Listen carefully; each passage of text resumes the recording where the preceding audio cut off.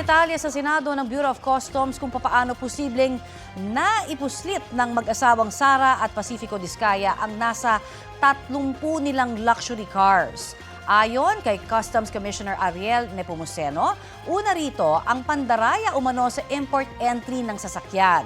Halimbawa, mare-record sa kanilang IT system ang pagpasok ng sasakyan sa pantalan pero kalaunan daw ay mabubura ang record. Pangalawa, nadadaya rin daw ang certificate of payment. Sa halip na bilhin ang certificate sa port kung saan pumasok ang sasakyan, binibili raw ito sa ibang pantalan para hindi matunton kahit imbestigahan.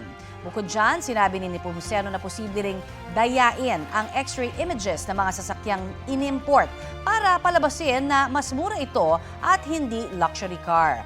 Ginawa raw yan para mapababa ang babayarang buwis sa imported na sasakyan.